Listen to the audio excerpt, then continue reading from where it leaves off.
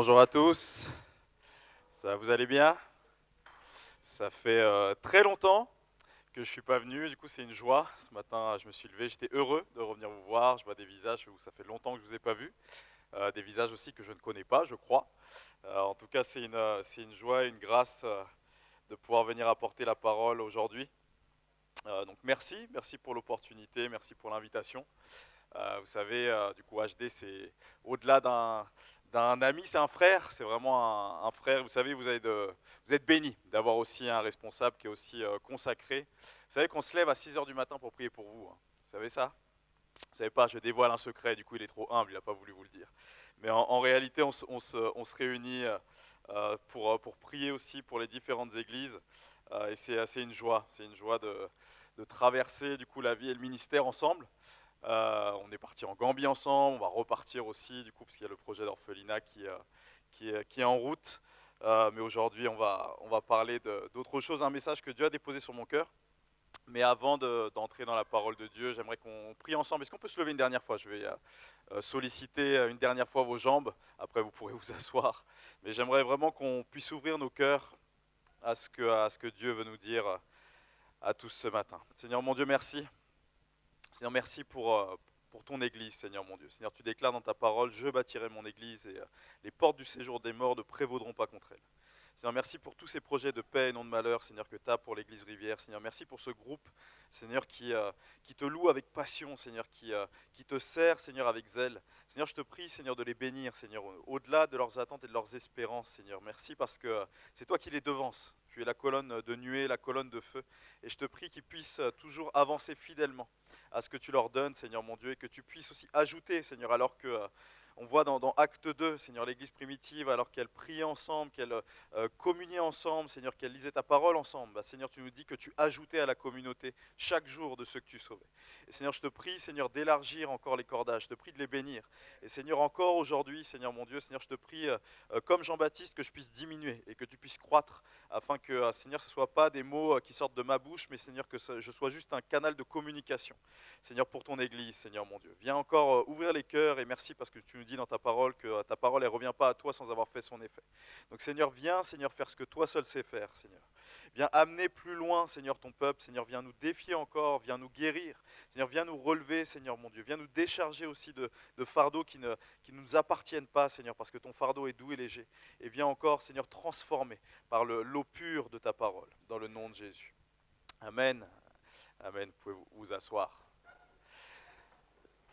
Alors que je priais pour ma venue ici, le message que Dieu est venu poser dans mon cœur, s'il y a un titre, c'est briser l'intimidation. Briser l'intimidation. Vous savez, je crois que c'est pas quelque chose de nouveau, l'intimidation, mais c'est quelque chose quand même dans notre société actuelle qui est très marquée. On vit dans une société qui est de plus en plus méchante, de plus en plus qui n'a aucune limite. Et la réalité, je crois profondément, du coup, et c'est ce que Dieu me communique vraiment dans les temps de prière aussi, que c'est un blocage et un mur aussi dans la nouvelle génération. Il y a tellement de potentiel du coup qui sont en fait entre vos mains. Et je vadrouille un petit peu dans les églises et je vois une jeunesse qui est en feu, une jeunesse qui a tellement de dons et de talents.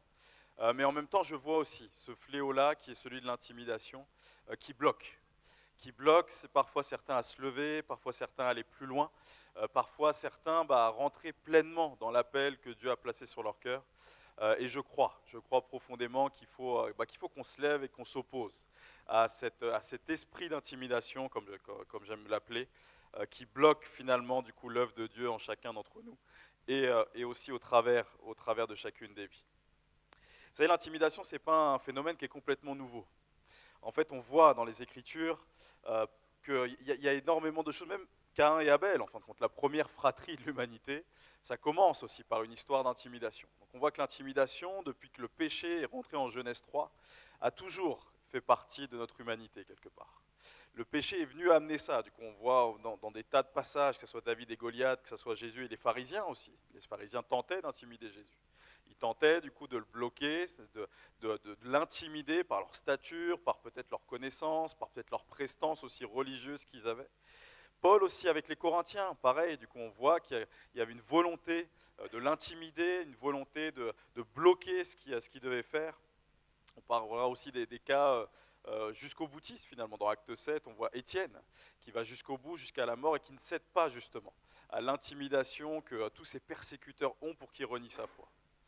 Finalement, l'intimidation, ce n'est pas un phénomène nouveau, mais je crois que c'est un phénomène où il faut qu'on veille en réalité, surtout dans la nouvelle génération, parce que c'est quelque chose qui peut bloquer l'œuvre extraordinaire que Dieu veut faire au milieu de nous.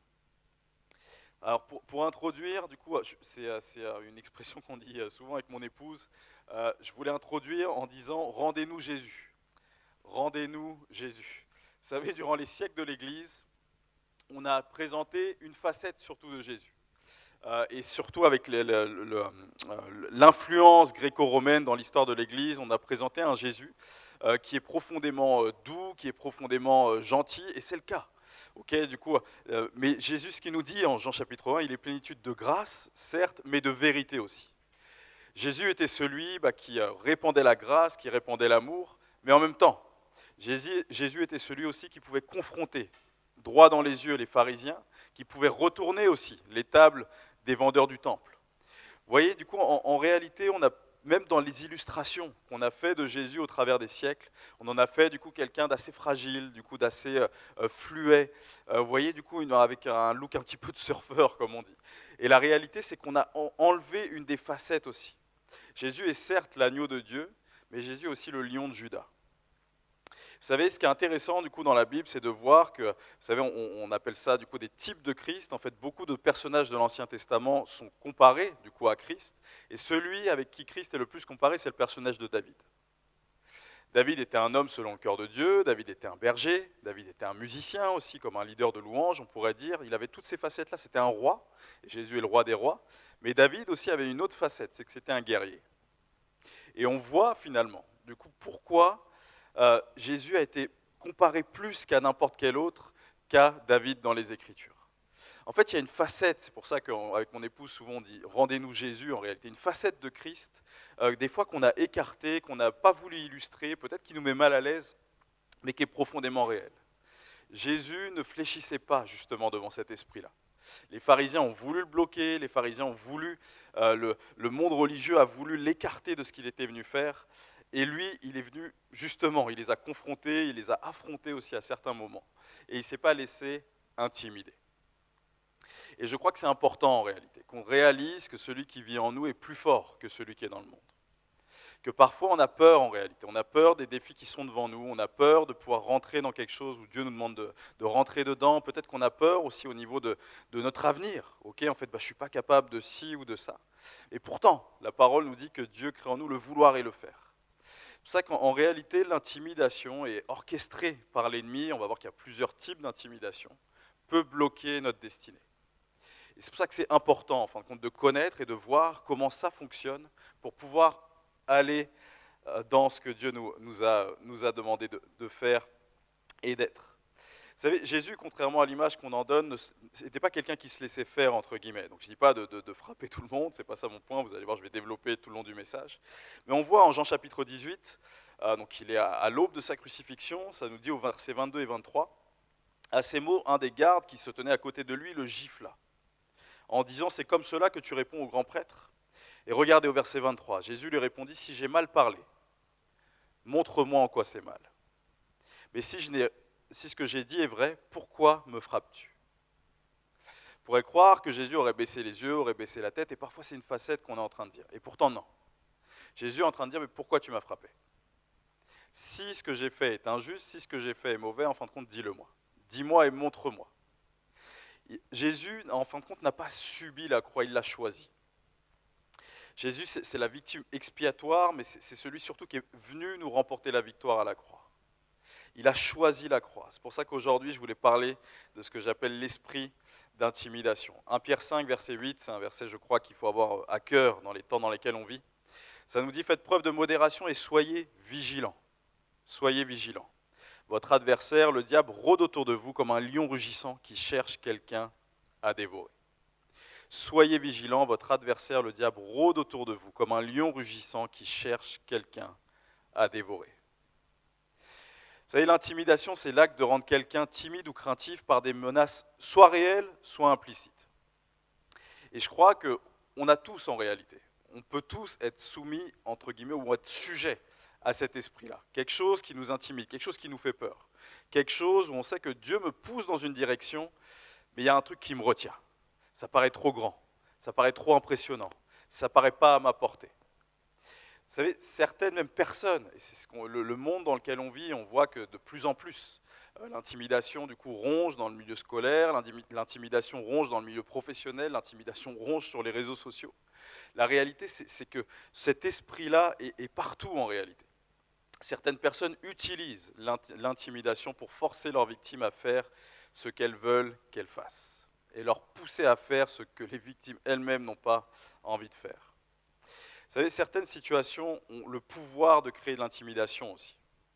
Vous savez, parfois, en fin de compte, c'est ça. Et souvent, quand je discutais encore du coup, dans un camp de jeunesse là, cette semaine, avec des jeunes, c'est la peur finalement. Je sais que Dieu a déposé un fardeau sur mon cœur, je sais que Dieu a, mais quelque part c'est impressionnant. C'est impressionnant du coup de se tenir en public, de parler, peut-être de prêcher la parole, je ne me sens pas capable. Et souvent, je les encourage en leur disant, mais Moïse a ressenti exactement la même chose. Pourtant, il a été le grand Moïse. En réalité, vous savez, la peur, l'intimidation n'est pas synonyme que ce n'est pas la bonne direction. Vous savez, vous allez me trouver un père un peu fou, mais c'est important de donner des leçons aux enfants qui retiennent. Je me souviens, mon fils, il devait avoir, je pense qu'il n'avait pas plus de, il devait avoir 6 ans, quelque chose comme ça. Et je l'avais amené du coup avec moi dans un entraînement de boxe. Et puis à la fin, du coup, il y avait des petits combats d'entraînement, mais je savais que les gars, ils frappaient assez fort. Et je lui avais dit, bah regarde, on va se mettre et tout ça. Et donc ça cognait pas mal. Et j'ai dit, en fin de compte, t'entends et tout ça. Et je voyais qu'il était assez impressionné. Après, donc on est parti. Et je lui ai dit, est-ce que tu crois que les gars, ils avaient peur ou pas? Il m'a dit, mais en fait, non, c'est sûr. Tu as vu en fait les muscles qu'ils ont, comment ils frappent, en fin de compte, eux, ils n'ont jamais peur. Et je lui ai dit, bah, détrompe-toi. Détrompe-toi, en fin de compte, les deux qui étaient en train de se taper dessus, les deux avaient peur. C'est juste qu'ils ne laissent pas leur peur les diriger. Et depuis ce jour-là, du coup, alors c'est une leçon comme une autre, hein, vous allez dire, j'ai des méthodes un peu brutales, mais la réalité, c'est qu'il a compris la leçon. Maintenant, mon fils, même par exemple, quand il faut réciter les poésies à l'école, c'est le premier à lever la main. Pourtant, c'est au-delà de sa personnalité. Il a une personnalité qui est assez introvertie, un peu comme moi, du coup, on se ressemble sur bien des points. Et il va au-delà. Il dit, je n'ai pas envie que la peur me dirige. Je sais que des fois, j'ai une espèce de boule, lui dit une boule. Il dit, j'ai une boule qui est là, mais je me dis, en fin de compte, ça, c'est pas la voix de Dieu, en fait, il faut que j'y aille. Et c'est ça, en réalité. L'esprit d'intimidation, la peur, c'est peut-être pas une bonne nouvelle, mais elle sera tout le temps là. Tout le temps, en fin de compte, vous aurez cette appréhension. Le jour où ça part, c'est que justement, il y a quelque chose qui ne va pas. C'est qu'il y a peut-être l'orgueil qui a pris place ou autre. Et c'est quelque chose dans lequel il faut outrepasser, parce que c'est l'ennemi, justement. L'ennemi veut utiliser cette peur, intimider, pour ne pas qu'on aille là où Dieu veut qu'on aille. L'intimidation peut produire une peur malsaine qui peut finir par nous contrôler. Et c'est la raison pour laquelle Paul a encouragé Timothée, en fait. Vous savez, Timothée, du coup, alors pourtant on voit qu'il y a 2 épîtres qui lui sont dédiées. Timothée était jeune, en fait. C'était un pasteur qui était jeune, et on voit justement que sa congrégation, son église à Éphèse, finalement était certainement assez âgée. Et c'est pour ça que Paul, on lit du coup entre les lignes des 2 lettres, il l'encourage. Il l'encourage parce que finalement il devait être impressionné par cette église qu'il avait à charge, dont il était tout jeune, et que les personnes étaient plus vieilles que lui. Et c'est ce verset-là, souvent qu'on cite à tort et à travers, mais en réalité qui est tellement profond et tellement puissant, et c'est dans ce contexte-là que Paul va dire à Timothée, en 2 Timothée 1, verset 7, « Dieu nous a donné un esprit qui, loin de faire de nous des lâches, nous rend forts, aimants et réfléchis. » C'est la version du coup second, je pense que c'est celle que vous avez en tête. Ce n'est pas un esprit de timidité que Dieu nous a donné, mais un esprit de force, d'amour et de sagesse. Un esprit de force, d'amour et de sagesse. Souvent, on peut être intimidé par des personnes qui ont plus d'expérience, par des personnes finalement qui nous paraissent plus talentueuses ou plus âgées. Et c'est pour ça que Paul, il exhorte Timothée. Il va dire à un autre moment aussi, en fait, que personne ne méprise ton jeune âge. Que personne ne méprise le fait que tu sois jeune. Vous savez, l'intimidation peut faire taire le message et la mission que Dieu nous a donnée. Et Paul, il le savait très bien. C'est pour ça qu'il l'encourage. Il encourage son fils dans la foi, Timothée, il l'encourage. Ne lâche pas et te laisse pas intimider. même si le contexte, même si tu fais face à des murailles, même si quelque part les gens vont vouloir t'écraser aussi, peut-être avec leur savoir, leur statut ou leur âge, toi te laisse pas intimider. Paul n'a pas dit de devenir orgueilleux ou de ne pas respecter ses aînés, c'est pas ça qu'il a dit. Mais il a dit te laisse pas, en fin de compte, écraser par cette peur-là. Parce que ce que Dieu a mis en toi, il faut que ça sorte. C'est pour ça et c'est exactement dans ce contexte-là. En fin de compte, c'est pas un esprit de timidité que Dieu nous a donné, mais un esprit de force, d'amour et de sagesse. C'est lorsqu'on cède à l'intimidation, on permet à la peur de devenir Dieu à la place de Dieu quelque part. C'est pour ça en réalité du coup, alors c'est de toutes les manières, ma fille c'est dans d'autres circonstances, évidemment je ne vais pas l'amener voir des gens qui se frappent dessus, mais c'est vraiment quelque chose dont je mets le focus sur l'éducation de mes enfants. C'est normal d'avoir peur, c'est pas normal que la peur du coup devienne ce qui te conduit. En fait, la peur ne doit jamais prendre la place de Dieu. Et c'est ça l'esprit d'intimidation finalement. C'est quelque chose qui va mettre une chape au-dessus et qui va se placer entre toi et Dieu. Finalement, l'esprit d'intimidation va plus te diriger d'un côté ou d'un autre que Dieu lui-même. Et c'est pour ça qu'il faut être averti pour pouvoir voir comment, entre guillemets, régler ce problème-là et poursuivre la route que Dieu nous a demandé de poursuivre. L'intimidation, elle nous écarte de Dieu aussi. On va voir Jean 12, hein, on a lu un peu plus loin dans l'évangile de Jean, mais on voit en Jean 12, 42, il y a un verset qui est très intéressant. Ça nous dit pourtant, même parmi les dirigeants, beaucoup crurent en lui, beaucoup crurent en Jésus. Okay, beaucoup de dirigeants religieux ont vu Jésus comme le Messie. Mais à cause des pharisiens, ils n'osaient pas le reconnaître ouvertement. À cause des pharisiens, ils n'osaient pas le reconnaître ouvertement de peur d'être exclus de la synagogue. Esprit d'intimidation. Je sais que Jésus est Seigneur et Sauveur, j'ai reconnu en lui le Messie d'Israël, mais j'ai peur des conséquences. J'ai peur que ma position pour lui m'exclue de ma communauté. Et souvent c'est ça aussi, que ça soit du coup, pour beaucoup vous êtes jeunes, au lycée, même dans le milieu du travail, parfois on n'ose pas. On n'ose pas s'afficher pour sa foi exactement pareil, parce qu'on a peur d'être mis à l'écart. Esprit d'intimidation. Du coup, le monde pense comme ça, moi je pense autrement, je sais que Jésus est mon Seigneur et Sauveur, mais j'ose pas le dire quelque part. Je ne vais pas m'afficher pour Christ parce que j'ai peur de subir cette exclusion-là. Comme je vous le disais, Jésus est un agneau, mais Jésus est aussi un lion. Il est l'agneau de Dieu et le lion aussi de Juda. Donc c'est quoi le but finalement de l'esprit d'intimidation? Son but, il est double. L'esprit d'intimidation, premièrement, il s'attaque à ton présent, donc il veut t'empêcher d'être qui tu es, et te faire bouger aussi de la place où Dieu t'a placé. Et c'est pour ça qu'il veut s'assurer finalement que tu ne parleras pas, que tu te taises, que tu t'effaces, et surtout que tu te conformes à ce qu'on attend de toi. C'est ça le but dans le présent. Il veut s'attaquer à ton présent, t'empêcher d'être qui tu es, et te faire bouger aussi de la place où Dieu t'a placé. C'est pour ça qu'il peut prendre plusieurs formes. On parle aussi de sentiments de... j'ai oublié le nom d'ailleurs, ça me revenir après. Mais en gros, d'illégitimité. Et ça bloque ton futur, et c'est pour ça qu'il faut faire attention. C'est pour ça qu'il faut faire attention à l'intimidation. En fait, l'esprit d'intimidation veut s'assurer que tu ne seras jamais à la place où Dieu te veut. C'est ça son but. C'est de te faire bouger de la place où tu es et t'empêcher d'être celui que Dieu t'appelle à être, et surtout que tu n'ailles pas là où Dieu te veut et que tu ne deviennes pas celui que Dieu veut que tu sois. Et pour ça, il va s'assurer que tu sois tétanisé, que tu laisses la peur régner et dominer sur ta vie, et accepter finalement l'impossibilité et le statu quo. En fait, ce qu'il veut, c'est ronger ta foi. Ça, c'est impossible. Ok, ça, c'est trop grand pour moi. En fin de compte, je sens que Dieu m'appelle là, mais non, j'ai du mal comprendre, j'ai du mal entendre, j'ai du mal discerner, parce que ça, c'est pas moi, c'est trop loin. Et c'est exactement les questions, je parlais de Moïse tout à l'heure, que Moïse a dû répondre finalement.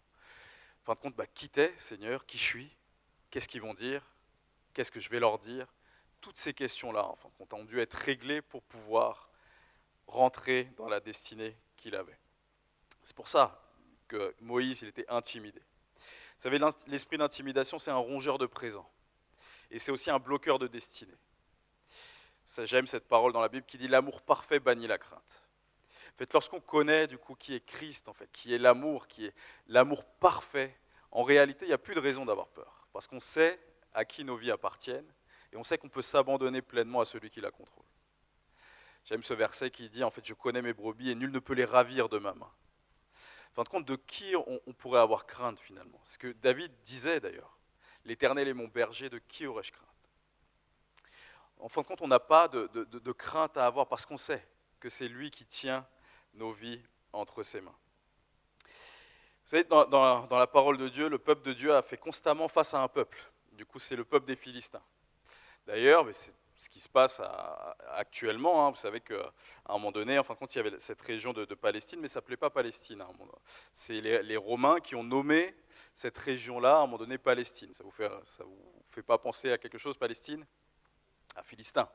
En fin de compte, ils avaient donné ce nom-là pour justement semer la terreur, du coup, et imposer quelque chose qui allait faire trembler, et surtout qui allait pas respecter le peuple d'Israël finalement, de donner le nom de cette terre-là, où avant il y avait juifs, arabes, il y avait en fin de compte tout le monde vivait dans cette zone-là. Il a donné exactement, l'Empire romain a donné exactement le nom du pire ennemi d'Israël. Ça a donné du coup le nom de Palestine. En tout cas, on voit que dans toutes les Écritures, les Philistins reviennent constamment comme l'ennemi d'Israël. Et c'est intéressant, du coup on va voir plusieurs types d'intimidation, et on voit que les Philistins reviennent souvent. Et je crois qu'il y a des leçons à apprendre finalement, on doit faire face aux Philistins de nos vies. Donc on va avoir 4 types d'intimidation, et peut-être que certains tu vas te reconnaître dedans. En tout cas, je t'invite vraiment à considérer, parce que même si ce n'est pas le cas aujourd'hui, ça peut être le cas aussi. Et on doit être alerte par rapport à ça. On va parler d'intimidation physique, d'intimidation mentale, d'intimidation émotionnelle et d'intimidation spirituelle. D'intimidation physique, mentale, émotionnelle et spirituelle. En réalité, toutes sont spirituelles quelque part. Mais elles ne se manifestent pas de la même manière. Et on va faire un petit survol de ces 4-là. Évidemment, ce n'est pas une liste exhaustive, mais on voit dans les Écritures que c'est 4 types d'intimidation qui arrivent souvent et qui se dirigent vers le peuple d'Israël. Donc l'intimidation physique, ok, David et Goliath, l'exemple très, je pense que vous l'avez vu depuis ceux qui ont grandi à l'église, vous avez entendu, re-entendu du coup à l'école du dimanche, mais en même temps c'est très significatif concernant l'intimidation. En fait, Goliath, il faut rappeler que lorsqu'il défie le peuple d'Israël, ça fait 40 jours que tout le monde tremble et que personne ne fait rien. Pourquoi? Parce qu'ils voient, en fin de compte, face à eux, un colosse qui, en tout cas c'est ce qu'on traduit dans la métrie, qui ferait 2,96 m. Donc une sorte de... Je crois qu'il fait combien Victor Wembanyama? Je crois qu'il fait 2,24 m, je crois, quelque chose comme ça. Personne ne sait? Ok, je crois que c'est 2,24 m, je crois. Donc beaucoup plus grand et surtout beaucoup plus fort. Okay, donc si on regarde du coup au travers des Écritures et surtout les détails historiques de tous cet attirail aussi militaire, il aurait eu plus de 100 kilos de cotte de maille finalement sur lui, avec des casques, des jambières pour le protéger, et une personne qui devait lui porter son bouclier. Donc une personne de 3 mètres. Une personne de 3 mètres qui se tient du coup et qui défie le peuple d'Israël jour après jour. L'intimidation physique, Samuel 17, versets 8 et 9. Il se campa face aux troupes israélites et leur cria: « Pourquoi êtes-vous rangés en ordre de combat? Moi, je suis le Philistin. Et vous, les esclaves de Saül, choisissez parmi vous un homme et qu'il m'affronte en combat singulier. S'il peut me battre et qu'il me tue, alors nous vous serons assujettis.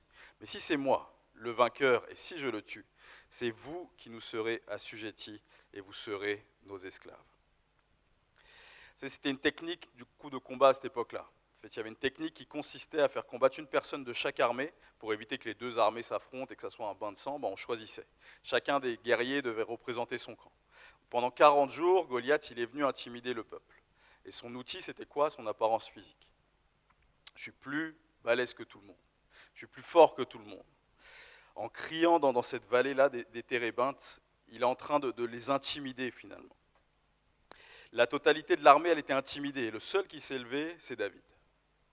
Le seul qui a eu le courage de passer au-delà de cet esprit d'intimidation, c'est David. Vous savez, ce qu'on peut voir dans ce texte-là, il y aurait tellement à dire, mais les soldats, c'était des guerriers à l'extérieur, mais à l'intérieur, c'était des agneaux. Tandis que David, c'était un petit berger à l'extérieur, mais un guerrier à l'intérieur. Vous savez, c'est intéressant, même quand on voit que David, il arrive sur le champ de bataille. À la base, lui, il n'est pas sur le champ de bataille. En fait, il fait Deliveroo, en fait, David. Il vient leur apporter à manger. Du coup, c'est exactement ce qu'il fait. Et même ses frères lui disent, mais en gros, qu'est-ce que tu fais là, en fait, petit orgueilleux, en fait, retourne de là où tu viens. Et pourtant, du coup, David, qui est juste un petit livreur du coup Deliveroo, finalement, c'est lui qui va relever le défi, mais qui va dire, mais attendez, nous, on est le peuple de Dieu, nous, en fin de compte, on a le Dieu d'Israël avec nous et on se laisse intimider par cet incirconcis. En fait, il y a un truc qui ne va pas. Et c'est pour ça qu'il va relever le défi en réalité. Et vous savez, c'est important de réaliser que celui qui est en nous est plus grand que celui qui est dans le monde. Celui qui est en nous est plus grand que celui qui est dans le monde. Goliath est trop grand pour toi, mais il est tout petit pour Dieu. C'est pour ça qu'on doit réaliser finalement à qui on appartient, à qui nous sommes le peuple et qui vit en nous.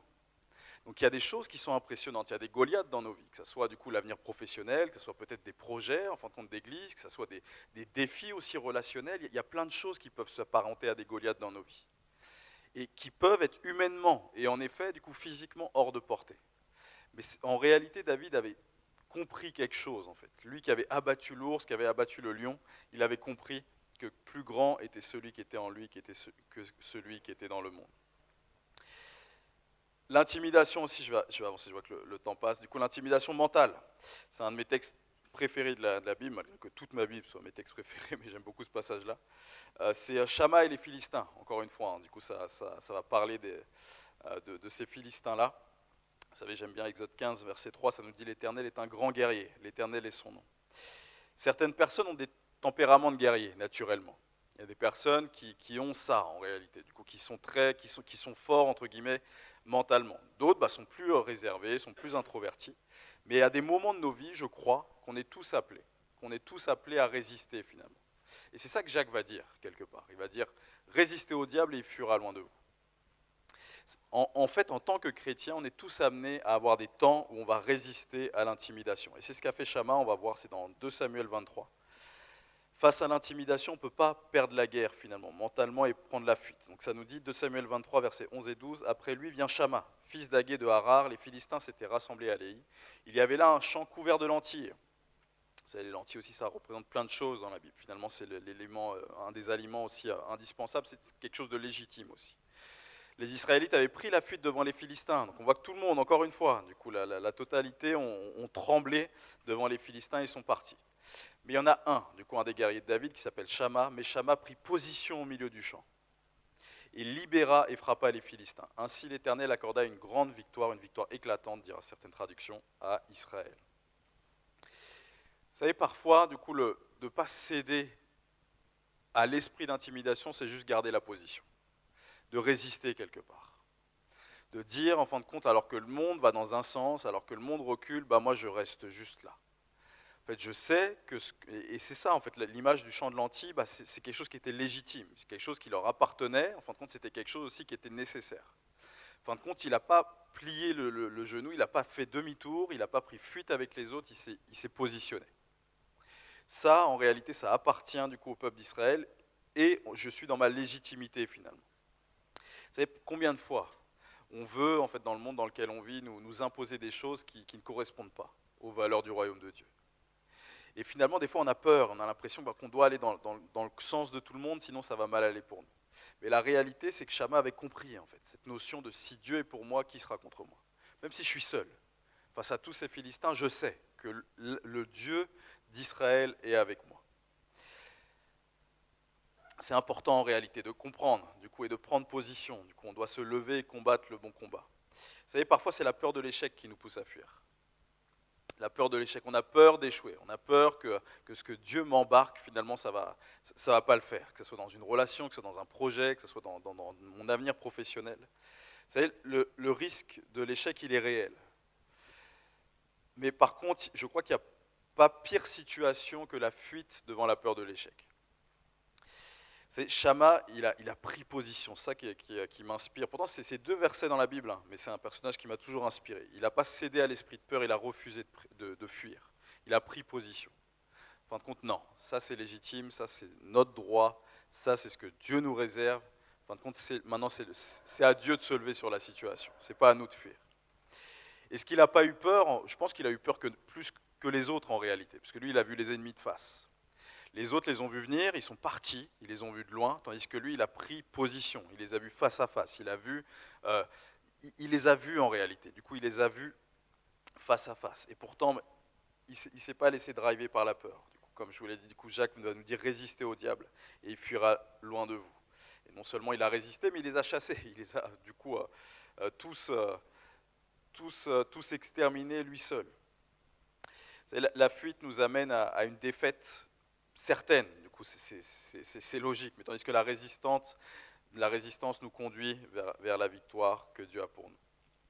Vous savez, aussi longtemps que le monde peut nous intimider, aussi longtemps il a le contrôle sur nous. Ça paraît logique, mais c'est la réalité. À partir du moment, en fin de compte, et ça sent quelque part, et je dirais même l'ennemi le sent. L'ennemi sent quand il peut te driver par la peur, il sait. Il sait, en fin de compte, que tu sens le danger. Il sait qu'en montrant les crocs, enfin, il y a quelque chose qui se passe. Et c'est pour ça qu'il peut garder le contrôle. Mais le jour où on prend position, où on ne cède plus à cet esprit-là, où on ne se laisse plus intimider, finalement, il n'a plus de pouvoir. Il n'a plus d'emprise. Il n'a plus d'emprise. Troisièmement, du coup, je vais essayer d'être assez bref sur les deux derniers. L'intimidation émotionnelle ou sentimentale. Samson et Dalila aussi pareil, hein, du coup elle faisait partie du peuple philistin, c'était une femme philistine. On voit qu'elle, c'est un autre type d'intimidation. Et je crois que ça arrive souvent. Ça peut arriver souvent dans les relations, que ça peut arriver dans les relations, du coup, que ce soit des relations hiérarchiques, que ce soit des relations aussi de tout type de relations, même dans les amitiés. En fin de compte, il peut y avoir ce type de choses-là. En fin de compte, c'est l'intimidation émotionnelle qui va laisser place du coup à la manipulation émotionnelle. Par contre, Dalila, on voit qu'avec Samson, elle va user de cette intimidation-là pour le manipuler. C'est ça qu'elle veut faire. Elle veut le manipuler. À 3 reprises, elle lui demande d'où lui vient sa force. Et à 3 reprises, il lui ment. Mais il lui dit quelque chose, du coup, il lui laisse un petit truc pour qu'elle puisse rester. Et parfois, on est au piège de ce genre de relation-là aussi. Samson, il sait qu'elle lui tend un piège. À chaque matin, en fait, il se passe un truc. Il se passe un truc où il manque de mourir. Il sait qu'elle est en train de le séduire et qu'elle veut le mettre dans un piège. Mais il a des bénéfices aussi dans cette relation-là. C'est pour ça qu'il ne veut pas lâcher. Et finalement, cette intimidation qu'elle a, là où elle est en train de le charmer, en fin de compte, clairement, elle est en train de le mettre dans ses filets. Et lui, il le sent, il le sait, mais en même temps, il ne veut pas lâcher les bénéfices qu'il a dans cette relation-là. Il se dit, si je ne lui donne pas ce qu'elle veut, ou si je ne lui fais pas croire que je vais lui donner ce qu'elle veut, je ne pourrais plus passer la nuit avec elle. Et c'est exactement, du coup, pour moi, c'est une des pires intimidations. C'est une des pires manipulations, c'est quand quelqu'un vous tient. Quand quelqu'un vous tient, en réalité, du coup, par les sentiments. Quand quelqu'un vous tient par quelque chose, un bénéfice qu'il peut vous accorder. Là, c'est une relation amoureuse, mais ça peut être dans tout type de relation. Parfois, du coup, j'avais encore un entretien pastoral, du coup, cette semaine, c'est au travail, du coup, qu'une sœur vivait ça. C'est exactement, voilà, il y a tel et tel bénéfice, par contre, voilà, je veux garder l'emprise sur toi, je vais continuer à te mettre la pression ici et ça. Et on peut se retrouver dans ce type de situation. J'aime du coup, en Juge 16, hein, le verset 14, ça nous dit qu'elle l'endormit. Et c'est exactement ce qu'elle fait tout le temps en réalité. Du coup, Juge 16, on va lire juste quelques versets 16 à 21. Ensuite, j'irai vers ma conclusion. Tous les jours, elle le harcelait par ses paroles et elle le poussait à bout par ses instances. Excédé à en mourir, il finit par lui révéler son secret. Jamais encore, lui dit-il, mes cheveux et ma barbe ont été coupés, car j'ai été consacré à Dieu dès le sein maternel. Si on me rasait la tête, ma force m'abandonnerait, et je deviendrais comme n'importe quel autre homme. Dalila comprit qu'il lui avait révélé son secret. Elle fit prévenir les princes des Philistins en leur disant « Venez, car cette fois-ci il m'a dit son secret. » Ils se rendirent chez elle avec l'argent promis, elle endormit Samson sur ses genoux, puis appela un homme pour lui couper ses 7 tresses de la tête. Ainsi elle commença à le maîtriser, car il perdit sa force. Puis elle cria « Samson, les Philistins t'attaquent !» Il se réveilla de son sommeil et se dit « Je m'en tirerai comme les autres fois et je me dégagerai. » Mais il ne savait pas que l'Éternel s'était détourné de lui. Les Philistins se saisirent de lui et lui crevèrent les yeux, puis l'amenèrent à Gaza, le ligotèrent avec une double chaîne de bronze et lui firent tourner la meule à grains dans la prison. L'intimidation émotionnelle, pour moi, c'est une des plus dangereuses. Et alors, encore une fois, du coup, c'est juste un constat, mais je crois que dans notre génération, c'est une de celles qui sévit le plus finalement. On nous manipule émotionnellement, que ce soit de par les médias, que ce soit de par les réseaux, que ce soit en fin de compte dans les rapports aussi de force, où finalement on est de plus en plus égocentrique. Donc forcément, les gens veulent nous ramener dans des choses qu'on ne veut pas faire aussi. L'intimidation émotionnelle, ça peut être au travail, ça peut être du coup un ami, un conjoint, un frère, une sœur, peu importe, l'intimidation émotionnelle. Quatrièmement, et je vais essayer de conclure assez rapidement, l'intimidation spirituelle. On parle d'Élie et Jézabel. Okay, du coup, alors Jézabel, on ne pense pas, il y a certains qui pensent qu'elle descend des Philistins, mais ce n'est pas si clair que ça. Mais en tout cas, on voit qu'il y a quelque chose qui est juste incroyable qui se passe dans 1 roi 18, dans 1 roi 19, pardon. Pour résumer, du coup on va résumer 1 roi 18. Élie, en fait, compte, je vous remets dans le contexte. Il prie pour que la pluie cesse jusqu'à ce qu'il redemande. En fin de compte, ensuite, il va se cacher au torrent de Kérit, il sera nourri par des corbeaux. Les corbeaux vont le livrer matin et soir. Ensuite, le torrent va devenir sec. Il a prié pour la sécheresse, donc c'est logique. Donc il arrive à Sarepta, il rencontre la veuve de Sarepta, qui n'a plus rien à manger. Donc par l'intervention de la présence du prophète, la jarre d'huile va jamais cesser. Donc il y a un miracle qui se produit. Ensuite, le fils de la veuve, il meurt, il ressuscite l'enfant. Ensuite, il retourne, il fait face au roi Akab, du coup, qui n'était pas n'importe qui, c'est le roi d'Israël à cette époque-là, qui va convoquer les 150 prophètes de Baal et les 400 prophètes d'Ashéra. Donc ils vont au mont Carmel, il y a un clash qui se passe, du coup ils se clashent avec les faux prophètes. Ensuite, il prend le bois, il le mouille 3 fois, il prie que le feu descende, il ramène les prophètes en bas, il les égorge tous. Ensuite, il prie pour que la pluie revienne, la pluie revient. Et puis, rempli par la force de Dieu, il va courir devant le char du roi Akab. Donc il finit, le gars, en fin de compte, ce chapitre-là, donc on voit tout ce qui s'est passé, il finit par un footing. Donc Élie, celui qu'on dit, en fait, c'est le représentant des prophètes, c'est un héros de la foi extraordinaire. Du coup, là, rien qu'en un chapitre, 1 roi 18, on voit quelle était la vie d'Élie. Et pourtant, il y a quelque chose qui se passe dans 1 roi chapitre 19 qui perturbe tout le monde. En fait, on voit à partir du donc on passe le chapitre, on arrive en 1 roi 19, ça nous dit Akab raconta à la reine Jézabel tout ce qu'avait fait Élie et comment il avait fait périr par l'épée tous les prophètes de Baal. Alors Jézabel envoya un messager à Élie pour lui dire que les dieux me punissent très sévèrement si demain, à la même heure, je ne t'ai pas fait subir le sort que tu as infligé à chacun de ces prophètes. Et que va faire Élie du coup? Si on reste dans la logique d'un Samuel 18, il va s'occuper de son cas. En fait, non. On voit, du coup, à verset 3, Élie prit peur et il s'enfuit pour sauver sa vie. On se dit, est-ce qu'on parle du même homme, en fait? Est-ce qu'on parle, du coup, de ce Élie qui a pu, devant des centaines de prophètes, en fait, se placer pour le Dieu d'Israël, qui a pu faire face au roi Akab, qui a pu faire face, en fin de compte, à toutes les choses dont il a fait face, qui a pu manifester sa foi de manière extraordinaire? Juste un petit message, même pas du roi lui-même, de la femme du roi, qui lui envoie un petit signal, et le gars, il tombe en dépression. Et en fait, on voit, après, il part et il demande même la mort. Qu'est-ce qui s'est passé pour que le grand héros de la foi qui est Élie arrive à cette situation-là en un claquement de doigts? En fait, et pour moi, ça englobe tout en réalité. Je l'ai mis à part, mais ça englobe tout. En fait, c'est ça l'intimidation spirituelle. Vous savez, on va voir, même quand on n'aura pas le temps de développer, je vous encourage à développer chez vous, mais on voit que dans les 7 églises de l'Apocalypse, à un moment donné, Jésus va parler de Jézabel. Pourtant, Jézabel n'est plus là. Donc en fait, c'est une entité spirituelle qui est derrière. Et Élie, qui était un héros de la foi, a été intimidé par cette entité spirituelle-là. Lui qui a pu égorger des prophètes du coup en bas d'une montagne, a eu peur face à juste la parole d'une femme. Et c'est pour ça qu'il faut en réalité veiller en fin de compte. Et on voit que Élie va se dresser contre cet esprit en 1 roi 21, après que Jézabel, du coup, elle ait exécuté Naboth. Mais c'est important de comprendre que l'intimidation, parfois, en fait, ça prend ses racines dans le monde spirituel. Et c'est justement le but. C'est justement le but. Élie, en fin de compte, alors que Dieu l'a utilisé de manière puissante, que Dieu, en fin de compte, veut encore l'utiliser, il tombe dans ce piège-là. Dans le truc de, en fait, non, elle va me tuer, en fait, elle va mourir. Mais finalement, si elle avait voulu faire quelque chose, elle l'aurait fait là. Et même en tant que femme du roi, elle n'avait pas le pouvoir de le faire. Donc finalement, ce n'est pas cohérent ce qu'il est en train de vivre.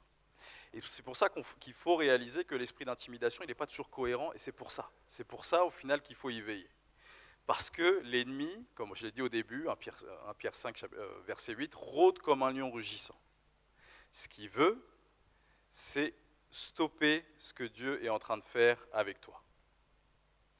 Et il veut le faire dès la jeunesse. On voit que c'est sa manière de faire. On l'a vu au travers de Pharaon, on l'a vu au travers de Hérode. Ce qu'il veut, c'est couper la chose avant qu'elle n'existe. C'est pour ça que ceux qui luttent en réalité avec des pensées d'impossibilité, non, en fait, compte, je ne suis pas assez bien pour servir Dieu. Non, ça, en fin de compte, même si je ressens dans mon cœur, je ne peux pas rentrer dedans. La réalité, c'est que peut-être, il est possible que ce soit cet esprit d'intimidation qui veut te laisser là où tu es et pas que tu ailles là où Dieu veut que tu sois.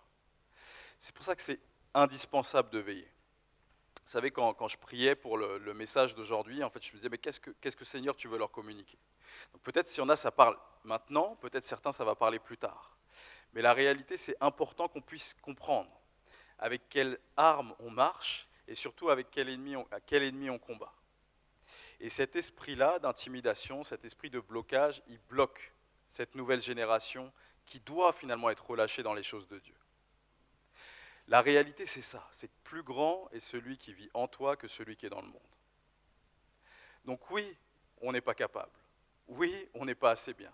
Mais c'est exactement pourquoi Jésus est venu sur terre et a payé pour nous. Donc au final, toutes ces choses, c'est des choses qui sont incohérentes finalement. Ces pensées d'impossibilité, ces blocages et ces doutes.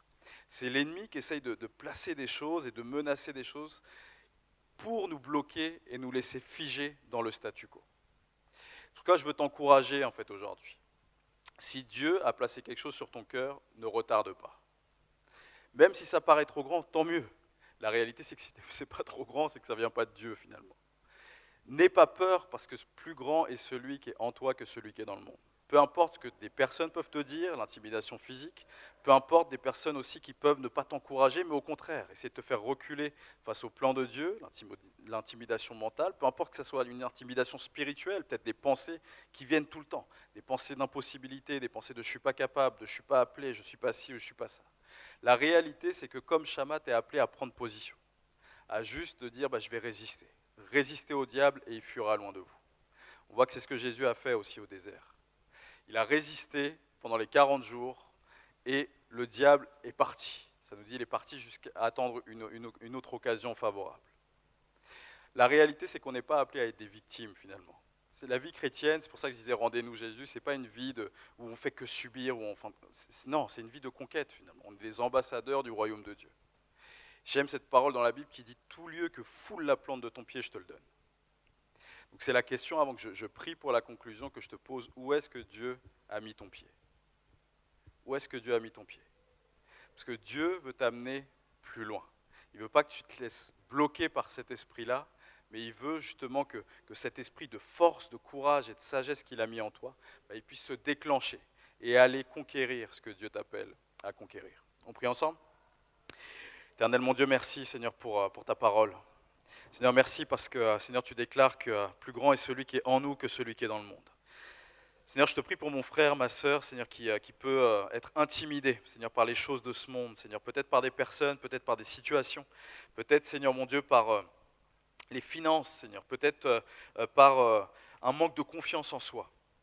Seigneur, que cet esprit d'intimidation, Seigneur, soit chassé, Seigneur, dans le nom de Jésus, et que tu puisses donner, Seigneur, cet esprit de fougue, de sagesse, Seigneur, de force et de courage à chacun de mes frères et sœurs. Seigneur, tu as mis un potentiel, Seigneur, dans cette église que tu souhaites développer. Seigneur, je crois, Seigneur mon Dieu, que ta parole et ta promesse, Seigneur, que celle que tu bâtis ton Église, Seigneur, va se réaliser, Seigneur, pleinement. Seigneur, amène-les plus loin, Seigneur, avec toi. Amène-les, Seigneur, dans les profondeurs, Seigneur, de ta présence et amène-les aussi dans une dynamique de conquête, Seigneur mon Dieu. Seigneur, comme pour le prophète Ésaïe, Seigneur, tu les appelles à élargir, Seigneur, l'espace de leur tente, à élargir leur cordage. Seigneur, qu'ils ne soient pas intimidés, Seigneur, par quoi que ce soit. Seigneur, qu'aucun esprit de comparaison ne vienne, Seigneur, dans leur cœur et qu'ils puissent faire fidèlement ce que tu leur as demandé de faire. Seigneur, je vois, Seigneur, l'Église, Seigneur, s'étendre. Seigneur, je vois, Seigneur, des leaders se lever. Et Seigneur, je crois, Seigneur, que tu es en train de faire une œuvre en profondeur. Seigneur, dans les cœurs, Seigneur, dans les vies. Seigneur, merci également de renouveler les forces de celui qui est fatigué. De renouveler, Seigneur, celui qui est courbé, Seigneur, mon Dieu, afin, Seigneur, qu'il puisse rentrer pleinement dans cette dynamique de conquête. Seigneur, tu as dit, Seigneur, au peuple d'Israël, cette terre, c'est celle que je vous donne. Mais Seigneur, on voit qu'ils ont dû s'en emparer, Seigneur mon Dieu. Seigneur, tu ne leur as pas donné, Seigneur, toute livrée. Seigneur, tu leur as donné alors qu'il y avait des ennemis dessus. Et Seigneur, je te prie, Seigneur, pour que chaque jeune, Seigneur, ici, puisse rentrer, Seigneur, dans cette dynamique de conquête, Seigneur mon Dieu. Qu'aucun Hittite, aucun Jébusien, Seigneur, qu'il n'y ait rien, Seigneur, en Hit ou en Ien qui puisse les bloquer, mais qui puisse poursuivre et conquérir, Seigneur, ce que tu les appelles à conquérir. Seigneur, que ça soit de manière professionnelle, Seigneur, que ça soit, Seigneur, de manière dans l'appel, Seigneur, que tu as placé sur leur vie, Seigneur, que ça soit dans le service, Seigneur, que ça soit, Seigneur, dans les événements, Seigneur, peut-être que tu as placé sur leur cœur pour ton royaume, Seigneur, mon Dieu. Seigneur, ramène, Seigneur, mon Dieu, ton feu et ton zèle. et que personne, Seigneur, ne soit intimidé, Seigneur mon Dieu. Seigneur, tu dis qu'on est le sel de la terre et la lumière du monde, et qu'une lumière n'est pas allumée pour la mettre sous le boisseau. Seigneur, aujourd'hui, Seigneur mon Dieu, dans l'esprit, Seigneur, tu fais sortir, Seigneur, du boisseau les lumières que certains sont, que personne ne reste caché, mais qu'au contraire, chacun puisse sortir dans ce que tu lui as donné, Seigneur mon Dieu. Merci parce que tu nous appelles à faire fructifier ce que tu as mis entre nos mains. Et je te prie, Seigneur, aujourd'hui que personne ne croit qu'il ait aucun talent, Seigneur mon Dieu, parce que, Seigneur, tu places chacun, Seigneur, des talents et des dons, Seigneur, dans les mains de chacun, Seigneur mon Dieu. Seigneur, que rien ne soit enterré, mais que tout soit amené, Seigneur, à être fructifié. Seigneur, ramène-les à avoir, Seigneur, confiance en toi. Seigneur, c'est toi qui crée en nous le vouloir et le faire. Ramène, Seigneur, ton peuple, Seigneur, dans une dynamique, Seigneur, de conquête, Seigneur. Ne les amène pas dans une dynamique à avoir honte, Seigneur, ou à rougir, Seigneur, mon Dieu. Seigneur, tu ne nous as pas donné un esprit de timidité, Seigneur. Comme Paul, Seigneur, mon Dieu, je suis venu les encourager aujourd'hui. Tu leur as donné un esprit de force, de courage et de sagesse. Seigneur, quelque chose de conquête, Seigneur. Chaque lieu que foule la plante de leurs pieds, tu leur donnes.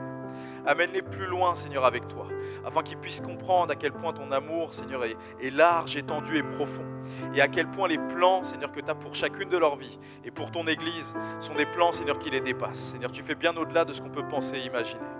Encourage, Seigneur, chacun aujourd'hui. Et Seigneur, merci, Seigneur, parce qu'en toi, Seigneur, on sait que le meilleur est à venir, parce que tu as payé le prix de la victoire, Seigneur, à la croix de Golgotha. Que ton nom soit béni, Père, et continue, Seigneur, à te servir de chacun et à bénir, Seigneur, chacun, dans le nom puissant de Jésus.